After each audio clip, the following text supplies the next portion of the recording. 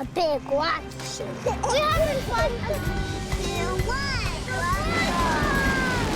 Let's go! We're going to the sun. Yeah, look at the rocket ship.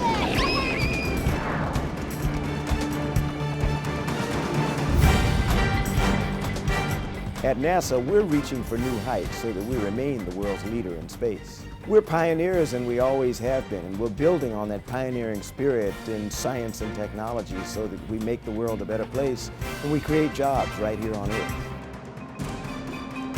Everything we do is unique. And when you explore space, you learn not only about what's out there, but what's down here and why it's the way it is.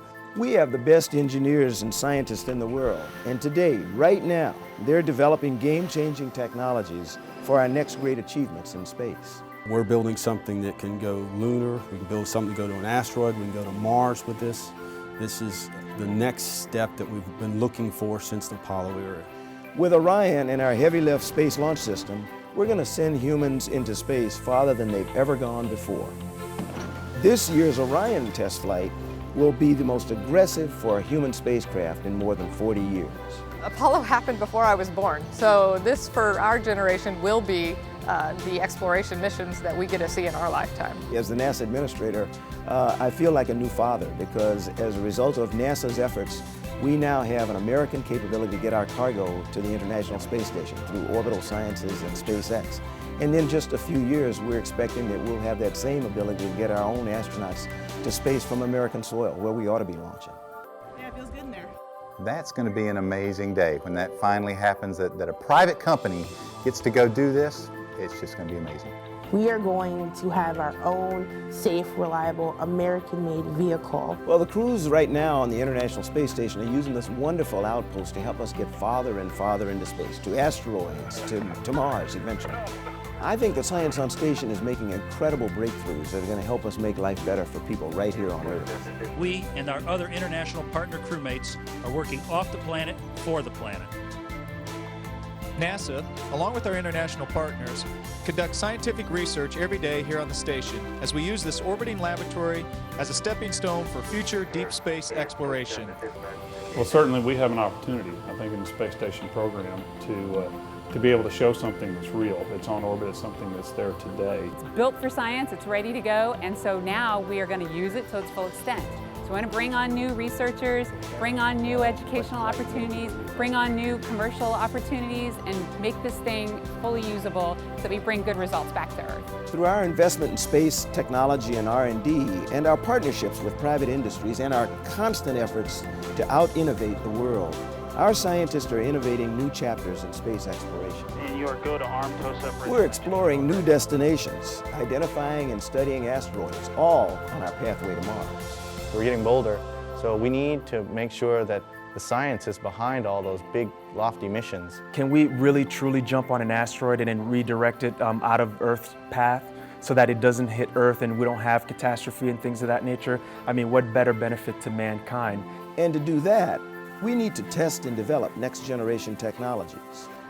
Through advanced aerospace technologies used in everything from modern aircraft to suborbital rockets and the commercial vehicles servicing low Earth orbit today, we're building the machines to take us farther into the high frontier. When you say think out of the box, well, looking at other planets is thinking out of our planetary box, the Earth. We're using these technologies to answer some of the critical questions facing Earth right now and in the future. We need to know more about climate change, natural events, and the forces that affect us every single day. This mission will provide the best global data set of precipitation that we've ever had.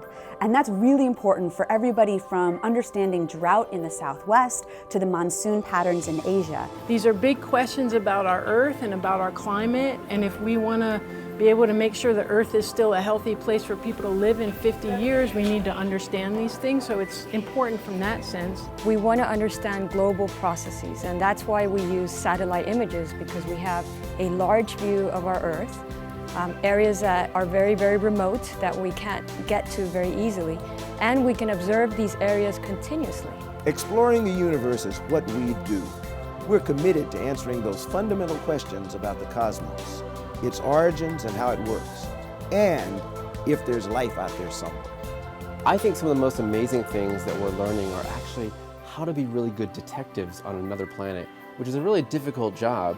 Europa is one of the few places in the solar system where we know liquid water exists. It exists underneath this ice shell. There's an exciting possibility there might be life underneath that ice shell.